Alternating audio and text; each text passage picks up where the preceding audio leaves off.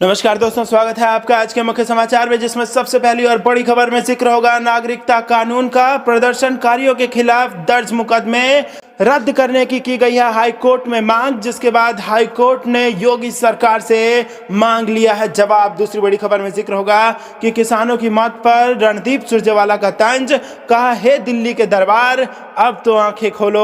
और तीसरी बड़ी खबर में जिक्र होगा कि आंदोलन का समर्थन, पाकिस्तानी जेल में 50 साल से बंद बीएसएफ जवान का परिवार दिल्ली हुआ रवाना और किसानों का दिया साथ। दोस्तों, हर एक खबर की गहराई में आपको ले जाएंगे, लेकिन उससे पहले अगर आप भी देश के किसानों के साथ खड़े हैं तो आप अभी इस वीडियो को लाइक कीजिए और इस लाल बटन को दबा के इस चैनल को फ्री में सब्सक्राइब करके घंटी बजाकर कमेंट में लिखिए जय हिंद। दोस्तों, रुक करते हैं तमाम बड़ी खबरों की तरफ। सीएए प्रदर्शनकारियों के खिलाफ दर्ज मुकदमे रद्द करने की मांग, हाईकोर्ट ने योगी सरकार से मांगा जवाब। जी हां दोस्तों, नागरिकता संशोधन कानून और एनआरसी के विरोध में धरना प्रदर्शन करने वालों के खिलाफ दर्ज मुकदमे रद्द करने की मांग की गई है। इलाहाबाद हाईकोर्ट में इसे लेकर याचिका दायर की गई है। हाईकोर्ट ने शनिवार को सुनवाई करते हुए राज्य की योगी सरकार से जवाब मांगा है। कोर्ट ने अगली सुनवाई तक याचियों के उत्पीड़न पर रोक लगा दी है। याचिका एजाज अहमद और अन्य की ओर से दाखिल की गई है। याचिका सीएए एनआरसी के विरोध में प्रयागराज के मंसूर अली पार्क में धरना दे रहे थे। याचिकाकर्ता सहित 26 नामजद और 50 अज्ञात लोगों के खिलाफ गंभीर धाराओं में मुकदमा दर्ज है। मारपीट, विधि विरुद्ध जमाव और 7 क्रिमिनल लॉ अमेंडमेंट की धाराओं में मुकदमा दर्ज है। याचिकाकर्ता का कहना है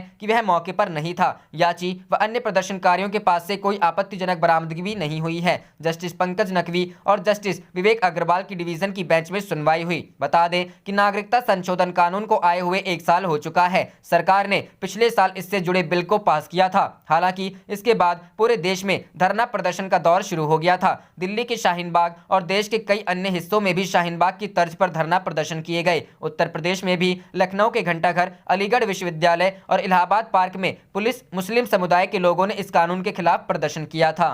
रुक करते हैं अगली खबर की तरफ। किसानों की मौत पर सुरजेवाला का तंज, हे दिल्ली के दरबार अब तो आंखें खोलो। जी हां दोस्तों, केंद्र के 3 कृषि कानूनों के खिलाफ किसानों का विरोध प्रदर्शन लगातार जारी है। दिल्ली बॉर्डर पर पिछले 25 दिनों से डेरा जमाए किसान कड़कड़ाती ठंड में भी पीछे हटने को तैयार नहीं है। उनकी मांग है कि खेती के खिलाफ लाए कानून को सरकार वापस ले। इस प्रदर्शन के दौरान अब तक 30 से ज्यादा किसानों की मौत हो चुकी है, जिसे लेकर कांग्रेस पार्टी ने केंद्र की मोदी सरकार पर निशाना साधा है। पार्टी महासचिव रणदीप सुरजेवाला ने कहा है कि सरकार अपनी बंद आंखें खोले और किसानों को समस्या को समझे। किसानों के 25 दिनों के आंदोलन में 33 लोगों की मौत पर दुख जताते हुए कांग्रेस महासचिव रणदीप सिंह सुरजेवाला ने रविवार को ट्वीट कर सरकार पर हमला बोला। उन्होंने लिखा, बेकसूर जिंदा मौतों की दास्तां और तुम्हारा अहंकारी नंगा तांडव, हे दिल्ली के दरबार अब तो बंद आंखें खोलो और अंधेरे पर्दे से बाहर आओ। अपने ट्वीट के साथ सुरजेवाला ने एक खबर भी साझा की है, जिसमें ऑल इंडिया किसान संघ के हवाले से बताया गया है कि किसान आंदोलन के दौरान बीते 3 सप्ताह में 33 किसानों को मौत हुई है। दरअसल कांग्रेस समेत तमाम विपक्षी पार्टियां पिछले कई दिनों से किसानों का मुद्दा उठा रही हैं। यहां तक कि कांग्रेस ने तो केंद्र की मोदी सरकार को किसान विरोधी भी करार दिया था। वहीं नए कृषि कानूनों को वापस लेने की मांग को लेकर दिल्ली बॉर्डर पर किसानों का विरोध प्रदर्शन जारी है। हालांकि सरकार स्पष्ट तौर पर बता चुकी है कि वो कृषि कानूनों को वापस नहीं लेने जा रही। इसके बावजूद किसानों के विरोध को ध्यान में रखते हुए संशोधन करने की बात कर रही है, लेकिन किसान कानून वापस लेने से कम पर तैयार नहीं है। रुक करते हैं अगली खबर की तरफ। आंदोलन का समर्थन, पाकिस्तानी जेल में 50 साल से बंद बीएसएफ जवान का परिवार दिल्ली रवाना। जी हां दोस्तों, पिछले 50 वर्ष से पाकिस्तान की जेल में बंद बीएसएफ जवान सुरजीत सिंह का परिवार भी शनिवार को किसानों के समर्थन के लिए दिल्ली रवाना हुआ। आम आदमी पार्टी के नेता गुरदीप सिंह सेखों की अगुवाई में दिल्ली रवाना हुए जत्थे में सुरजीत सिंह की पत्नी अंग्रेज कौर, उनके बेटे अमरीक सिंह समेत शहर के कुछ अन्य पूर्व सैनिकों के परिवार, दोस्त, मित्र व रिश्तेदार भी शामिल हैं। बीएसएफ जवान सुरजीत सिंह के बेटे अमरीक सिंह ने बताया कि उनके पिता भारत पाक युद्ध के दौरान लापता हो गए थे। बीएसएफ ने उन्हें शहीद करार दे दिया था। बाद में पाकिस्तान जेल से रिहा हुए लोगों ने उनके पिता के जिंदा होने व पाकिस्तान की जेल में बंद होने की जानकारी दी थी। परिवार ने उनकी वापसी की उम्मीद के साथ जिला प्रशासन से लेकर केंद्र सरकार तक हर जगह गुहार लगाई, लेकिन उनकी किसी ने सुधि नहीं ली। आज उनका परिवार किसानों के संघर्ष में उनका साथ देने के लिए दिल्ली जा रहा है और वहां पर वह अपनी दुख भरी दास्तान भी लोगों के सामने रखेंगे। आप नेता गुरदीप सिंह सेखों ने कहा कि जय जवान जय किसान का नारा सुनने में काफी अच्छा लगता है, लेकिन आज की सरकारें ना तो देश के जवानों व उनके परिवारों की सुध ले रही हैं और ना ही किसानों की सुनवाई कर रही हैं। रुख करते हैं अगली खबर की तरफ। सिर्फ 25% किडनी पर जी रहे लालू यादव, मीडिया में जानकारी देने वाले डॉक्टर को मिला नोटिस। जी हां दोस्तों, चारा घोटाले में सजायाफ्ता लालू प्रसाद यादव की तबीयत ठीक है और वह रिम्स में चिकित्सा लाभ ले रहे हैं, जबकि उनका इलाज करने वाले चिकित्सक डॉक्टर उमेश प्रसाद को मीडिया में अनधिकृत बयानबाजी के लिए कारण बताओ नोटिस जारी किया गया है। झारखंड के कारा महानिरीक्षक वीरेंद्र भूषण ने राजेंद्र आयुर्विज्ञान संस्थान से प्राप्त लालू प्रसाद यादव की नवीनतम चिकित्सा रिपोर्ट का हवाला देते हुए बताया कि लालू प्रसाद यादव का स्वास्थ्य स्थिर है और उनके स्वास्थ्य को किसी भी प्रकार का कोई खतरा नहीं है। इससे पूर्व लालू प्रसाद यादव के चिकित्सक डॉक्टर उमेश प्रसाद को उद्धृत कर कुछ टीवी चैनलों एवं अखबारों ने खबर दी थी कि उनका स्वास्थ्य ठीक नहीं है और गुर्दे केवल 25% क्षमता से काम कर रहे हैं। इस सिलसिले में पूछे जाने पर रिम्स के निदेशक डॉक्टर कामेश्वर प्रसाद ने बताया कि स्थानीय मीडिया में लालू प्रसाद यादव के स्वास्थ्य को लेकर उनकी चिकित्सक रहे डॉक्टर उमेश प्रसाद हवाले से खबरें आई थी, लेकिन जब इस बारे में डॉक्टर प्रसाद को कारण बताओ नोटिस देकर पूछा गया तो उन्होंने लिखित तौर पर स्पष्ट किया कि उन्होंने मीडिया से इस सिलसिले में कोई बातचीत नहीं की है और जो भी जानकारी उनके हवाले से प्रकाशित या प्रसारित की गई है वह गलत है। डॉक्टर कामेश्वर प्रसाद ने स्पष्ट किया, रिम्स में इलाजरत लालू प्रसाद यादव के स्वास्थ्य के बारे में विगत दिनों जो कुछ भी प्रकाशित या प्रसारित किया गया वह आधिकारिक नहीं है। लालू प्रसाद यादव का स्वास्थ्य ठीक है। यदि उनका इलाज कर रहे चिकित्सक ने कहीं कुछ कहा भी है तो वह उनका व्यक्तिगत विचार है। उन्होंने कहा, अगर लालू प्रसाद के स्वास्थ्य में यदि किसी भी प्रकार की गड़बड़ी होगी तो उसकी जांच मेडिकल बोर्ड कर रिपोर्ट देगा। रिम्स निदेशक ने कहा, लालू प्रसाद यादव के स्वास्थ्य का संस्थान में पूरा ख्याल रखा जा रहा है और इसमें कहीं कोई कोताही नहीं है और न ही कोई चिंता की बात है। लालू प्रसाद यादव की जिस कथित स्वास्थ्य रिपोर्ट में उनके गुर्दे खतरे के स्तर तक खराब होने की बात कही गई थी, उसके बारे में रिम्स के प्रवक्ता तथा अतिरिक्त निदेशक डॉक्टर वाघमारे प्रसाद कृष्णा ने बताया, यह सामान्य रिपोर्ट है, इसमें किसी विशेषज्ञ की राय नहीं ली गई है। रुख करते हैं अगली खबर की तरफ। एनडीए सहयोगी आरएलपी चीफ के तेवर सख्त, किसानों के समर्थन में हनुमान बेनीवाल ने 3 संसदीय समितियों से दिया इस्तीफा। जी हां दोस्तों, केंद्र सरकार के कृषि कानूनों के खिलाफ राजधानी दिल्ली से सटे बॉर्डर पर किसानों का आंदोलन पिछले कई हफ्तों से जारी है। इसी बीच इन कानूनों के विरोध में एनडीए के सहयोगी राष्ट्रीय लोकतांत्रिक पार्टी के अध्यक्ष व सांसद हनुमान बेनीवाल ने संसद की 3 समितियों की सदस्यता से इस्तीफा दे दिया है। हनुमान बेनीवाल ने कृषि कानूनों का विरोध करते हुए अपना इस्तीफा लोकसभा अध्यक्ष ओम बिरला को भेजा है। बेनीवाल ने कहा, निश्चित रूप से तीनों कृषि कानून किसान विरोधी हैं। प्रधानमंत्री और गृह मंत्री जी से हमने अपील भी की है। राष्ट्रीय जनतांत्रिक गठबंधन में होने के नाते मैंने पत्र भी लिखा कि अगर आप इन्हें वापस नहीं लेंगे तो हम एनडीए के समर्थन पर पुनर्विचार करेंगे। बेनीवाल ने कहा कि 26 दिसंबर को वह 2 लाख किसानों के साथ दिल्ली की ओर कूच करेंगे तथा एनडीए में बने रहने के बारे में भी फैसला उसी दिन होगा। बिरला को भेजे पत्र में बेनीवाल ने संसद की उद्योग संबंधी स्थायी समिति, याचिका समिति व पेट्रोलियम व गैस मंत्रालय परामर्शदात्री समिति से इस्तीफा देने की बात की है। बेनीवाल के अनुसार उन्होंने सदस्य के रूप में जनहित से जुड़े अनेक मामलों को उठाया, लेकिन उन पर कोई कार्रवाई नहीं हुई, इसलिए वह किसान आंदोलन के समर्थन में व लोकहित के मुद्दों को लेकर संसद की 3 समितियों के सदस्य पद से त्यागपत्र दे रहे हैं। बेनीवाल ने यहां आरएलपी की प्रदेश कार्यकारिणी की बैठक के बाद यह घोषणा की।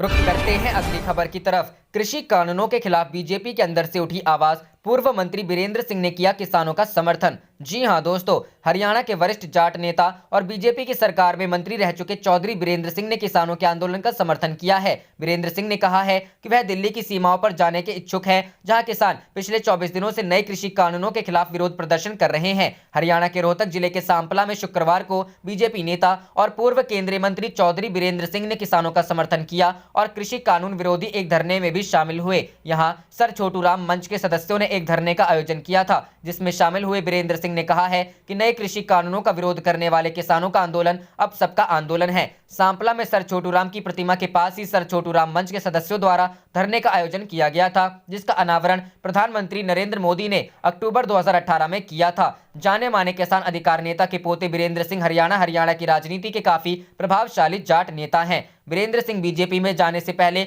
4 दशकों तक कांग्रेस में रहे। वह पीएम मोदी की पहली कैबिनेट के सदस्य रहे हैं। उन्होंने 2014 में हरियाणा विधानसभा चुनावों से ठीक पहले कांग्रेस का साथ छोड़ते हुए बीजेपी का दामन थाम लिया था। उनके बेटे बृजेंद्र सिंह अभी हिसार से भाजपा के सांसद हैं। चौधरी वीरेंद्र सिंह ने धरना स्थल पर कहा, मैं दिल्ली बॉर्डर पर जाने के लिए उत्सुक हूं। वहां किसान 3 हफ्ते से ज्यादा वक्त से नए कानून का विरोध कर रहे हैं। मैं उनके साथ खड़ा हूं। यह हर किसी का आंदोलन है। यह समाज के किसी एक वर्ग तक सीमित नहीं है। उन्होंने आगे कहा, मैं पहले से ही मैदान में हूं और अपना मन बना चुका हूं। अगर मैं सामने नहीं आया तो लोगों को लगेगा कि मैं राजनीति कर रहा हूं।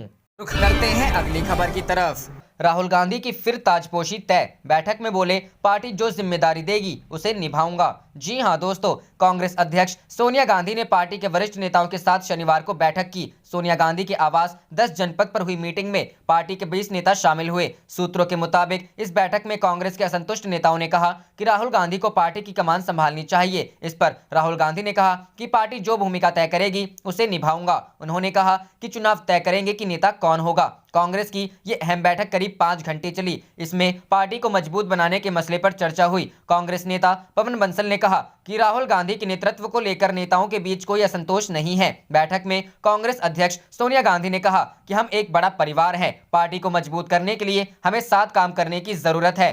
रुख करते हैं अगली खबर की तरफ। आरसीपी सिंह होंगे नीतीश कुमार के उत्तराधिकारी। नीतीश ने पार्टी के नेताओं को दे दिया संकेत। जी हां दोस्तों, जेडीयू में नीतीश कुमार के बाद कौन, इसका जवाब नीतीश ने खुद दे दिया है। अपनी पार्टी के नेताओं और कार्यकर्ताओं को नीतीश कुमार ने कह दिया है कि उनके बाद आरसीपी सिंह ही सब कुछ देखेंगे। ये बातचीत जेडीयू की इंटरनल बैठक की है। हालांकि अधिकृत तौर पर कोई कुछ बोलने को तैयार नहीं है। नीतीश का ऐलान। दरअसल गुरुवार को नीतीश कुमार अपनी पार्टी के दफ्तर में पहुंचे थे। वहां उनकी अपने समर्थकों के साथ काफी देर तक बैठक हुई। बैठक में मौजूद एक नेता ने बताया कि उसी दौरान नीतीश कुमार ने कहा कि उनके बाद सब आरसीपी बाबू ही देखेंगे। ये पहला मौका था जब नीतीश कुमार ने ये संकेत दिया कि उन उत्तराधिकारी कौन होगा। गौरतलब है कि नीतीश कुमार पिछले विधानसभा चुनाव प्रचार के दौरान ये कह चुके हैं कि यह उनका आखिरी चुनाव है। हालांकि चुनावी जनसभा में उनके ऐलान के बाद कई तरह की सफाई दी गई, लेकिन नीतीश कुमार उम्र के जिस पड़ाव पर है उसमें 5 साल बाद भी इसी तरह सक्रिय रह पाना मुश्किल होगा। जाहिर है सवाल उठेगा कि नीतीश के बाद पार्टी कौन चलाएगा। लालू प्रसाद यादव की तरह उनके बेटे राजनीति में नहीं हैं। नीतीश लगातार कहते आए हैं कि वे राजनीति में परिवारवाद के खिलाफ हैं। ऐसे में उनके परिवार से किसी के पॉलिटिक्स में आने की संभावना नहीं दिखती। रुख करते हैं अगली खबर की तरफ। नए साल का जश्न हो सकता है फीका। मुंबई में नाइट लॉकडाउन की तैयारी। जी हां दोस्तों, देश में कोरोना वायरस से संक्रमित मरीजों की संख्या ने आज 1 करोड़ के आंकड़े को पार कर लिया है। कोरोना संक्रमण के मामले कम जरूर हुए हैं, लेकिन संकट अभी भी बरकरार है। क्रिसमस नए साल को देखते हुए मुंबई में एक बार फिर से नाइट लॉकडाउन की तैयारी चल रही है। कोरोना के मामलों में फिर से तेजी आने की आशंका को देखते हुए महाराष्ट्र सरकार ने अभी से कमर कस ली है। कोरोना महामारी को देखते हुए बृहन मुंबई महानगर पालिका ने मुंबई में फिर से नाइट लॉकडाउन की तैयारी की है। बता दें कि क्रिसमस और नए साल के दौरान काफी संख्या में लोग नाइट क्लब और रेस्टोरेंट में देर रात तक जश्न मनाते हैं। इसके साथ ही सड़कों पर भी काफी भीड़ हो जाती है। यही कारण है कि बीएमसी ने राज्य सरकार के साथ मिलकर एक बार फिर नाइट लॉकडाउन की तैयारी की है। अभी तक की खबर के मुताबिक नाइट कर्फ्यू की तरह ही नाइट लॉकडाउन के भी नियम बनाए जा रहे हैं। इस दौरान रात में किसी को भी घर से बाहर निकलने की इजाजत नहीं दी जाएगी। बता दें कि महाराष्ट्र में शुक्रवार को कोविड-19 के 3,994 नए मामले सामने आने के साथ राज्य में कुल संक्रमितों की संख्या बढ़कर 18,88,767 हो गई है। रुख करते हैं अगली खबर की तरफ। बिहार में बिगड़ती कानून व्यवस्था पर बीजेपी एमपी ने शाह नीतीश को लिखा पत्र की यह मांग। जी हां दोस्तों, बिहार के सासाराम से बीजेपी सांसद छेदी पासवान ने केंद्रीय गृह मंत्री अमित शाह और मुख्यमंत्री नीतीश कुमार को पत्र लिखा है। इस पत्र के माध्यम से छेदी पासवान ने बताया है कि आखिरकार किस तरह उनके संसदीय इलाके में कानून व्यवस्था चरमराई हुई है। छेदी पासवान ने लिखा, पिछले 72 घंटे में रोहतास जिले में 5 मर्डर हो चुके हैं, जिसमें दिन दिहाड़े पेट्रोल पंप के मालिकों को गोलियों से भुनने वाली घटना का भी जिक्र है, जिसको लेकर रोहतास के आम लोगों में भी आक्रोश का माहौल है। बीजेपी सांसद छेदी पासवान ने एक बार फिर से यह मांग की है कि रोहतास के एसपी सत्यवीर सिंह को सरकार सस्पेंड करे। उन्होंने पत्र में लिखा, पिछले 2 साल से आईपीएस सत्यवीर सिंह रोहतास के पुलिस कप्तान बनकर बैठे हुए हैं, लेकिन इसके बावजूद भी जिले में कुछ ही घंटों में 5-5 हत्याएं हो जा रही हैं। इसलिए कर्तव्यहीनता के कारण ऐसे एसपी को सस्पेंड करना चाहिए। दरअसल बिहार में बिगड़ती कानून व्यवस्था नीतीश कुमार सरकार के लिए मुसीबत बनती जा रही है। विपक्ष के साथ ही अब सत्ता पक्ष के अंदर से भी इसको लेकर सवाल उठने शुरू हो गए हैं। कुछ दिन पूर्व बिहार बीजेपी के प्रदेश अध्यक्ष संजय जायसवाल ने भी कानून व्यवस्था को लेकर सवाल उठाए थे। साथ ही उन्होंने बिहार के डीजीपी से मिलने की बात कही थी। वहीं कानून व्यवस्था लेकर मुख्यमंत्री नीतीश कुमार 1 महीने में 3 बार समीक्षा बैठक कर चुके हैं। साथ ही अधिकारियों को अपराध पर रोक लगाने को लेकर सख्त निर्देश भी दिया है। इसके बावजूद बेखौफ अपराधी आए दिन प्रदेश में धड़ल्ले से आपराधिक घटनाओं को अंजाम दे रहे हैं। रुख करते हैं अगली खबर की तरफ। रविंद्रनाथ टैगोर से ऊपर अमित शाह का फोटो, हुआ विरोध तो हटा पोस्टर। जी हां दोस्तों, केंद्रीय गृह मंत्री अमित शाह के पश्चिम बंगाल दौरे से एंड पहले उनके एक पोस्टर को लेकर विवाद पनपा। मामला इतना अधिक गर्मा गया कि पोस्टर तक हटवा दिया गया। दरअसल इस पोस्टर में शाह का फोटो रविंद्रनाथ टैगोर की तस्वीर के ऊपर दिखाया गया। शुक्रवार को इसी पर बीरभूम जिले में बोलपुर के दौरे से पहले शांति निकेतन में कई लोगों ने नाराजगी जाहिर की थी। टैगोर परिवार के एक सदस्य ने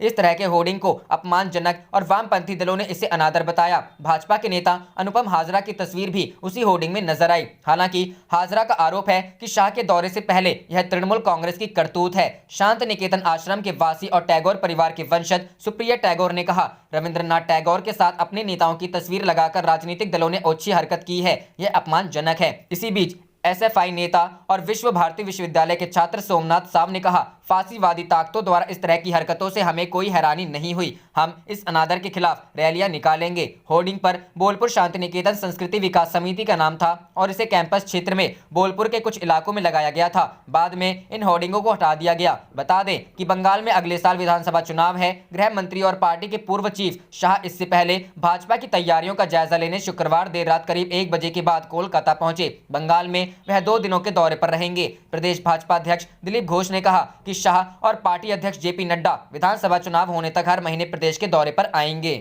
जाने से पहले आप इस वीडियो को लाइक कीजिए और इस लाल बटन को दबा के इस चैनल को फ्री में सब्सक्राइब करके घंटी बजा लीजिए। आप देख रहे थे आपका अपना चैनल धड़ाधड़ न्यूज। जय हिंद, जय भारत।